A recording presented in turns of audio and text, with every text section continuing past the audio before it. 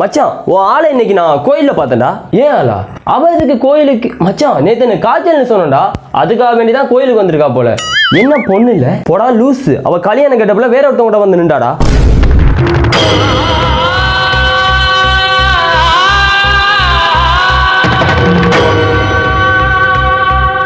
இந்த லட்சணத்தில் இவருக்கு காய்ச்சலும் அவங்க வேண்டாம் வந்தாங்கண்ணா. ஃப்ரெண்டுன்னு பார்க்குறேன், இல்லைனா ஏதாவது சொல்லிடப்போ.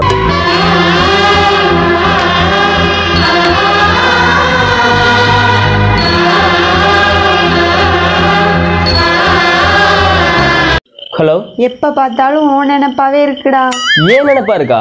இப்போ தானடி ஃபோன் பேசிட்டு வச்ச. ஐயோ மறுபடியும் உனக்கே கால் பண்ணிட்டேனா?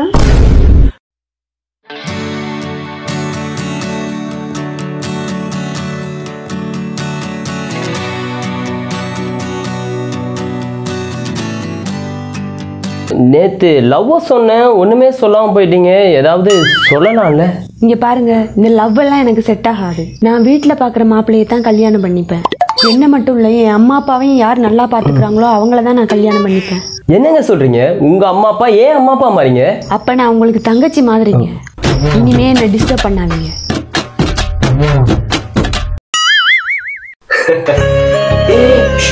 யார்கிட்ட ஃபோன்? ஹாய் பேபி, என்ன பண்ற? இருக்கேன்டா. சாப்பிட்டியா? இல்லடா, சாப்பிட கூடாது, நான் இன்னைக்கு விரதம். விரதமா? என்ன புதுசா விரதம் பிடிக்கிற? நீ விரதம் பிடிக்க மாட்டியே. ஆமா, எதுக்கு? உன் கூட நான் 100 வருஷம் வாழணும்னு சொல்லியிருந்தல்ல, அதுக்காக தாண்டா இந்த விரதம்.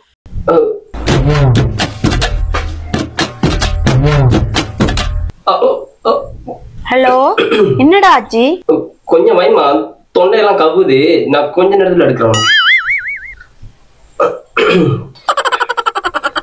மச்சான், நானும் எத்தனையோ பொண்ணுங்க உருட்டி பார்த்துருக்கேன். ஆனா என் ஆள் கொஞ்சம் வித்தியாசமா உருட்டுறாள். சாரி பிரியா, வர கொஞ்சம் லேட் ஆயிடுச்சு. ஏய், என்னடி மூஞ்சி திருப்புற? 10 நிமிஷம் தானடி லேட் ஆச்சு. ஏ பிரியா, பேச மாட்டியா? ஆஹா, இன்னைக்கு இவ்வளவு பேச வைக்கிறதா நம்ம டாஸ்கா? நான் வர ஏன் லேட் ஆச்சு தெரியுமா?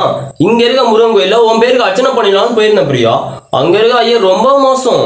உன் பேரை சொல்லி அர்ச்சனை பண்ணும்போது திடீர்னு ஒரு நட்சத்திரம் கேட்டார் பிரியா. அப்படியா? நீ சொன்னியா? சொன்னனே. என்ன சொன்ன? அவ நட்சத்திரம் இல்ல, நிலான்னு. பிராடு பயலே, எதையாவது சொல்லி சமாளிச்சிருவேன். பேச வைக்கிறதுக்கே இத்தனை உருட்ட வேண்டியதா இருக்கு. இவ கூட வாழணும்னா பல பெல்ட்டில் அடிக்கணும் போல. என்னது? ஒண்ணு இல்ல, ஐ எம் ஜஸ்ட் திங்கிங். நம்ம போலாம். அருண், என்ன? உனக்கு கால் பண்ண, லைன் பிஸின்னு வந்து யாரோட பேசிட்டு இருந்த? சாரி டி, கஸ்டமர் கேருக்கு கால் பண்ணேன், அதான் அவங்களோட பேசிட்டு இருந்தேன். எதுல? வாட்ஸ்அப்லயா கால் பண்ண? வாட்ஸ்அப்லயா கூப்பிட்ட? அது அங்க வந்து இப்ப நான் என்ன உங்கள்கிட்ட சொல்றது? அருண், என்ன? என் ஃப்ரெண்ட் அனிதா இருக்கால? ஆமா, அனிதா. இப்ப ஏன் அனிதான்னு பல்ல காட்டுற? என்ன, நீ உன் ஃப்ரெண்ட் அனிதான்னு சொன்ன, அதான் ஆமா அனிதான்னு சொன்னேன். என்னை பத்தி தெரியும், நடிக்காதடா. இப்ப என்ன முதல்ல சொல்ல வந்ததை சொல்லு. அவளோட பாய் ஃப்ரெண்ட் அவளுக்கு ஒவ்வொரு நாளும் கால் பண்ணி குட் மார்னிங் சொல்லி கிஸ் பண்றானா.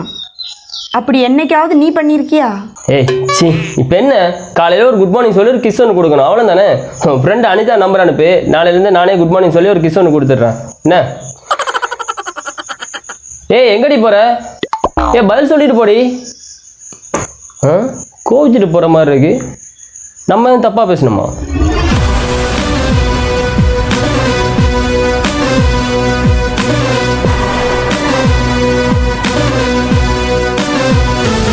ஏய், என்னடி ஆச்சு? ஏன் அழுதுட்டே வர? ஊசி போட்டாங்கல்ல, அதான்டா அழுதுட்டே வரா. அப்போ வலி போறதுக்கு என்ன பண்ணணும் நீ கேட்கலையா? கேட்டேன், ஐஸ் வச்சா சரியா போயிரும்னாங்க. ஓ, அழும்போது கூட பாரு, அப்படியே தேவதை மாதிரி இருக்கா.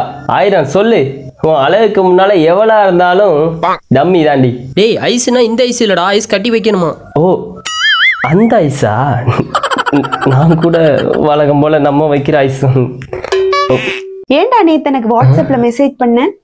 யாரு நானா உனக்கு மெசேஜ் பண்ணனா எனக்கு என்ன லூசா ஏண்டி நீ தானே லவ் வேணாம் ஒண்ணு வேணாம் வாட்ஸ்அப்ல பிளாக் பண்ணிட்டு போனேன் அப்புறம் எப்படி உனக்கு மெசேஜ் பண்ண முடியும்? வெங்காயம் 2 கிலோ, தக்காளி 2 கிலோ, சக்கரை 2 கிலோன்னு இந்த மாதிரி மெசேஜ் எல்லாம் ஏன்டா எனக்கு அனுப்பி வச்சிருக்க?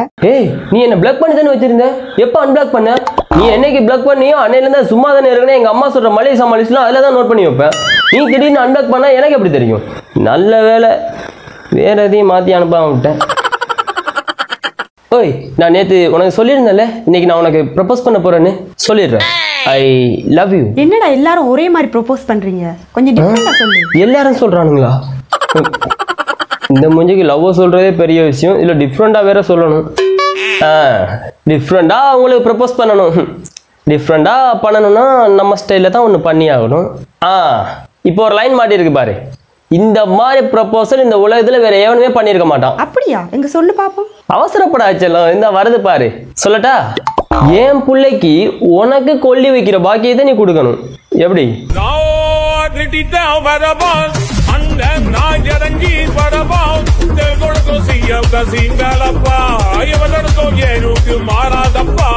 மச்சான் நாளைக்கு என் ஆளுக்கு ப்ரப்போஸ் பண்ண போறேன், ஏதாவது ஐடியா இருந்தா கூட. டேய் என்னடா கேக்குற? எனக்கு என்னடா தெரியும் இதெல்லாம்? டேய் நீ லவ் பண்ற எனக்கு தெரியும், உன் ஆளுக்கு எப்படி ப்ரப்போஸ் பண்ண அதை மட்டும் சொல்லு. மச்சான் நீ சொல்ற உண்மைதான், ஆனா நான் ப்ரப்போஸ் பண்ணலடா. போற போக்குல ஒரு உருட்டுன்னு. உருட்டா? எப்படி உருட்டுனா? அது என்னங்க ஒரு நிமிஷம், நீங்க எப்பயுமே காலேஜுக்கு நடந்து தான் போவீங்களா? ஆமாங்க. ஓ ஏன் கேட்டீங்க? இல்ல அழகான பட்டாம்பூச்சியெல்லாம் எப்பயுமே பறந்து தான் போகும், நீங்க நடந்து போறீங்களே அதான் கேட்டேன். ஓஹோ ஆமா, உங்க பேர் என்ன? அருண். Nice name. அப்படி ஒரு உருட்டுடா அது. அப்படியே அந்த ரோட்டால போகும்போது நான் எனக்கு தூக்கம் வருது. ஆமாண்டி ரொம்ப நேரமா பேசிட்டு இருக்கோம்னு நினைக்கிறேன். சரி நீ போய் தூங்கு, நாளை பார்ப்போம். Okay bye. இனிமே நீ போகும்போது பாய் சொல்லாத, எனக்கு பிடிக்காது. அது நம்ம ரிலேஷன்ஷிப்பை பிரேக் பண்ற மாதிரி இருக்கு. ஓஹோ அப்போ சரி, சாரி, இனிமே அப்படி சொல்ல மாட்டேன், வரேன். ஓகேடா பாய். இவதான் இப்ப பாய் சொல்ல வேணாம்னு சொன்னா, இப்ப அவளே சொல்லிட்டு போறா. பாய் சொன்னா ரிலேஷன்ஷிப் பிரேக் பண்ற மாதிரி சொன்னாலே.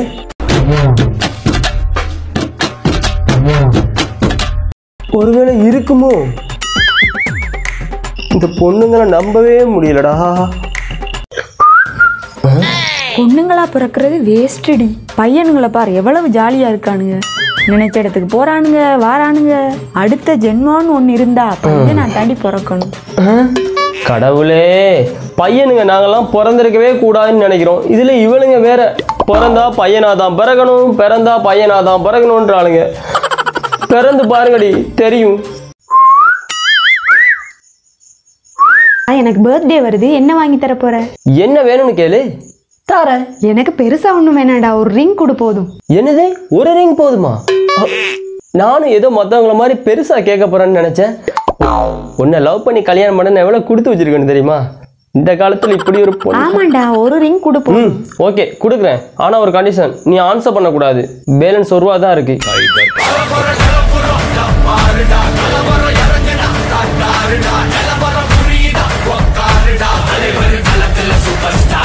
இங்க பாருங்க, நீங்க சொல்ற பொண்ணெல்லாம் இங்க கல்யாணம் பண்ண முடியாது. நான் வெளியில ஒரு பொண்ணை லவ் பண்றேன், அவளை தான் கல்யாணம் பண்ண போறேன். டேய் நான் சொல்ற மாதிரி மாமன் பொண்ணை கட்டிக்கோ. என்னது மாமன் பொண்ணை கட்டிக்கணுமா? யோ அவன் மாமன் பொண்ணை தானே லவ் பண்ணா, சொந்தத்துக்குள்ள பொண்ணு எடுக்க கூட நீ தானே வெளியில பொண்ணை பார்த்து கட்டி வச்ச. இப்ப நான் வெளியில ஒரு பொண்ணை லவ் பண்றேன், இப்ப மாமன் பொண்ணை கட்டிக்கன்ற. யோ என்னையா பிரச்சனை உங்களுக்குலாம்? ஆக மொத்தத்துல யாரும் லவ் பண்ணி கல்யாணம் பண்ணக்கூடாது. நீங்க பார்த்த பொண்ணோ மாப்பிளையே நான் கட்டிக்கணும். யோ நீ பார்த்த பொண்ணு நீ தான் கல்யாணம் பண்ணணும். உன் டேஸ்ட்டுக்கு ஏற்ற மாதிரி ஒரு பொண்ணை பாப்பா, அவளை நான் கல்யாணம் பண்ணணுமா? முதல்ல இந்த அம்மா அப்பா பார்க்குற பையன் பொண்ணை தான் கல்யாணம் பண்ணு ரூல்ஸை போட்டான். அவன் மட்டும் என் கையில கிடைச்சான். இங்க பாருங்க, எனக்கு என்ன தேவைன்றது உங்களுக்கு தெரியும், ஆனா எனக்கு என்ன பிடிக்காதுன்றது எனக்கு மட்டும் தான் தெரியும். அதனால என் லைஃப்ல முடிவு நான் தான் எடுப்பேன். Many months later. வார்த்தை தவறிவிட்டாய் கண்ணம்மா, மார்பு துடிக்குதடி. காற்றில் கலந்து விட்டாய் கண்ணம்மா, கண்கள் கலங்கு. சார் உங்கள் பொண்ணு எனக்கு பிடிச்சிருக்கு, கல்யாணம் பண்ணிக்கலான்னு ஆசைப்பட்றேன். சத்தியமாக சொல்கிறேன் சார், உங்களை விட 100% நல்லா பார்த்துப்பேன் சார். என் பொண்ணை நீ நல்லா பார்த்துப்பேன்னு தெரியும் தம்பி. Thank you sir. அதுக்கு முதல்ல நீ என் பொண்ணை பற்றி தெரிஞ்சுக்கலாம். சொல்லுங்கள் சார். என் பொண்ணு ஏசி ரூமில் தான் தூங்குவா, மினரல் வாட்டர் அதுவும் கூல் வாட்டர் தான் குடிப்பா. ஒவ்வொரு நாளும் சிக்கன் மட்டன் பிரியாணி தான் சாப்பிடுவா, வெளியில் போனால் காரில் தான் போவா. எனக்கு கொஞ்சம் வேலை இருக்குதுப்பா, நான் போயிட்டு வரேன். தங்கச்சியை கேட்டா சொல்லுங்க. அப்புறம் நம்ம தங்கச்சிக்கு சாதாரணமான இடத்துலலாம் மாப்பிள்ளை பார்க்காங்க, ஸ்ட்ரைட்டாக அம்பானிக்கு ஈக்குவலாக எவன் இருக்கிறானோ அவன்கிட்ட போய் மாப்பிள்ளை கேளுங்க. ஏன்னா இந்த 40,000 50,000 சம்பளம் வாங்கினதுக்குலாம் நம்ம தங்கச்சியை கட்டி கொடுத்தேன்னு வைங்க, நம்ம தங்கச்சி வாழ்க்கை பாலா போயிடும். அதான் சொல்கிறேன். அப்புறம் இந்த அண்ணனா இதான் ஒரு ரிக்வெஸ்ட். வரேன்.